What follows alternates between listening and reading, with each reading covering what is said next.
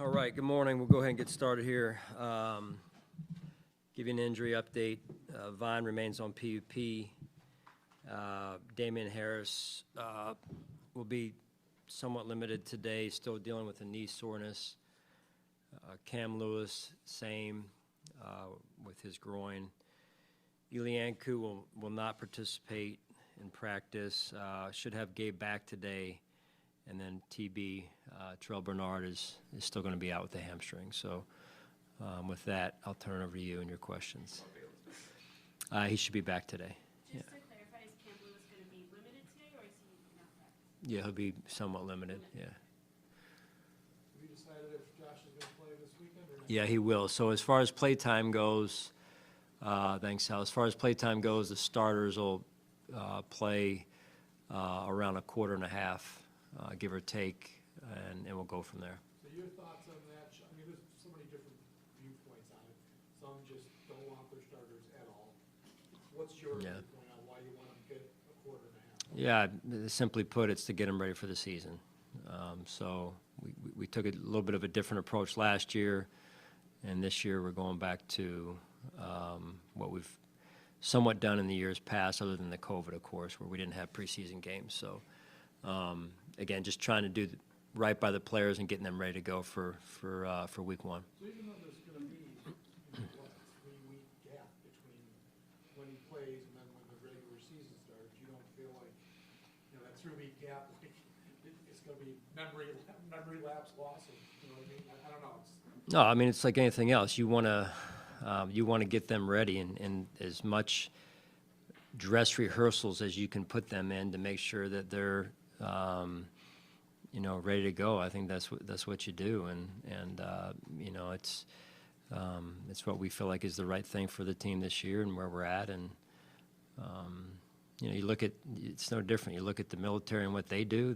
They don't just throw the guys out there, right? So I'm not saying this is what they do in terms of the military, but they're the best of the best in what they do, and they have dress rehearsals also. So that's what we do. With the multiple injuries at linebacker and just kind of continuing to evaluate that starting middle linebacker position, what have you been seeing over the last few days there? Right now, I think there's room for improvement. Quite honestly, I think that we've got to do a better job with leading the defense. We've got to do a better job with communication, execution. So that's an area of concern right now. You ended up mentioning the communication and execution, but is there one you're seeing a bigger problem with, or is there anything? No, it's the job description, right? It's the total job description of running a defense, leading the defense, standing in front of the huddle, communicating the defense. So it all goes together, right? It's all connected. Is discipline? Well, I mean, he's been involved in a few on-field skirmishes and stuff like that. Do you worry about that? Is that a concern? Listen, it's an emotional game, and emotions get involved even in practice, and I remain fully confident in T-Dot.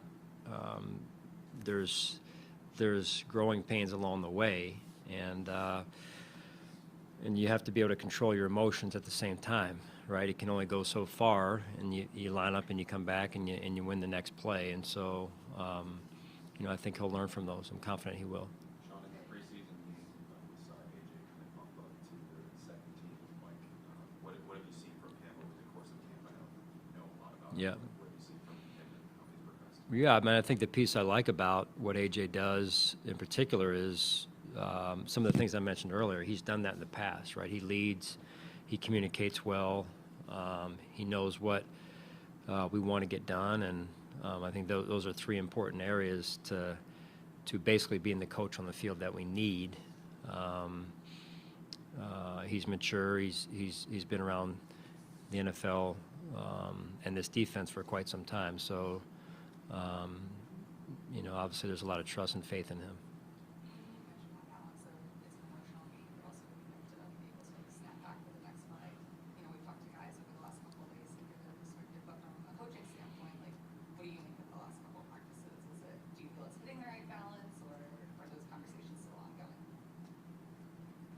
ongoing conversations about. Just like, hey, let's make sure we're emotional about this, channeling it the right way. Yeah, I mean, there's always a fine line. I do like the competitive nature of our football team. I think that's important, that you don't dull the edge of the sword, right? But at the same time, you have to be able to control it and harness it and channel it towards playing the next play. So with the proper amount of discipline. So we don't ignore that. It has been somewhat chippy the last couple of days, and to some extent, I think that's good for us because you got to have an edge. Sean, what did you see to lead you to bringing Andy Isabella in, and what have you seen since he's arrived? Well, the speed element obviously stands out probably the most. I go back to, I was talking to Andy about this when he got here. I think it was his Senior Bowl performance during the week. I think that's the last Senior Bowl I've attended just due to our postseason play and whatnot. But I thought he had a good week that week and really showed up. And I know he got drafted by Arizona, but I thought honestly that the Raiders were going to take him because I think he played for Coach Gruden that week, at least at the Senior Bowl there. So he's been impressive to this point, and he'll get some opportunities on Saturday. In your experience, guys who come from smaller schools like that, I mean, came from UMass, right? Yeah. There's one way that the learning curve is different, but you have to take that in consideration, maybe looking at his career, that he came from a smaller school, and maybe there could be reasons why it just hasn't worked out yet, and that's a tough adjustment for a lot of guys. Well, yes and no. I think anymore coming from a small school, it depends on how small you're talking about. I mean, UMass is not a super small, football program. So I think you do take that into consideration. But really, he's only been at one other place. Right. Now, if he had been at 5 other places, or any player for that matter, then you're going, okay, well, maybe it's just not going to work. But in this case, he's only been at one other place. So we try and take a player like we've done before and say, hey, can they become the best version of themselves here, wearing the colors of the Buffalo Bills and in our environment, in our culture? And he's done a phenomenal job to this point. And the thing I love about him is he plays hard. He's always prepared. He just does the little things. He jogs on the field, jogs off the field. All those little things matter, and he's got good DNA that way. So, he's opened some eyes to this point.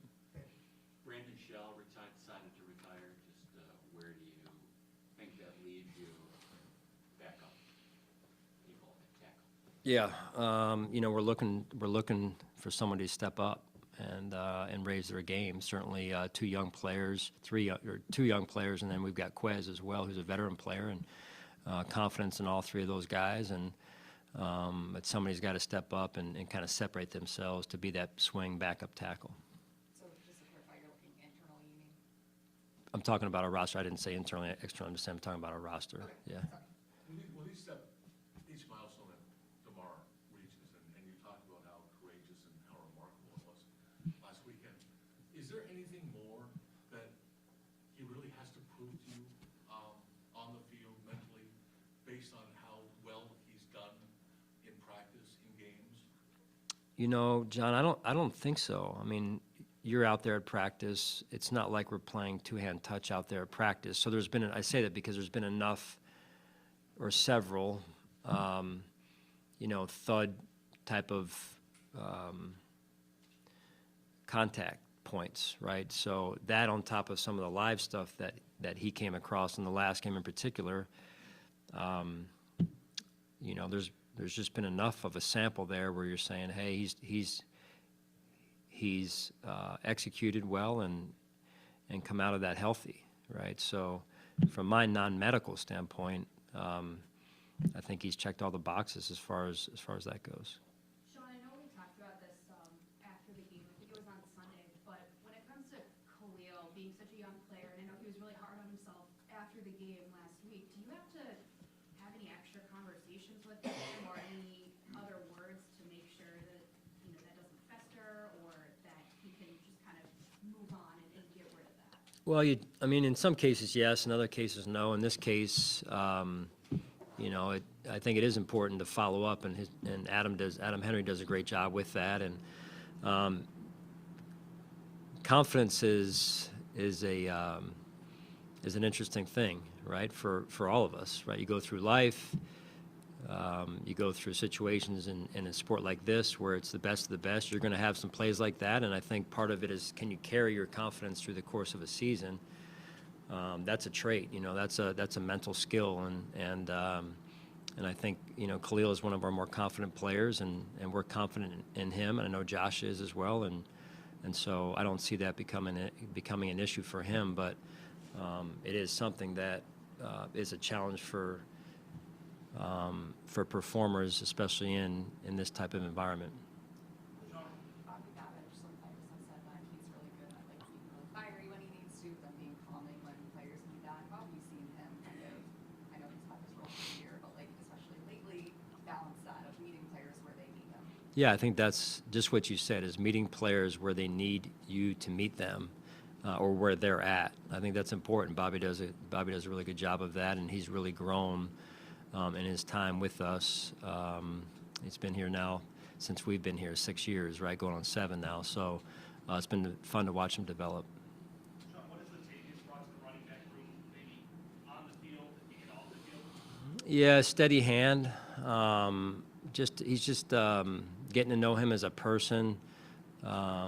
He's polished, professional, veteran presence in our building, in that running back room on our offense. He's played in this league for I'm not sure how many years now, but long enough that it's by no mistake that he's had the success that he's had. When you watch his habits, I mean, just this morning he was in early, like he typically always is, and getting his routine in that he needs to get himself ready for the day. And then you look at what he does in the community. I know in and around the area that he's from, in Syracuse area, and it just seems like a terrific person, and he's had a great influence on our team to this point. Does the size stand out to you as well? It looks like at times he's standing with the wrong position group. Yeah. All the other guys. Yeah, no, I was watching him at walkthrough last night. It's just, I would not want to tackle him. He's big and he runs big. All right, thanks, guys.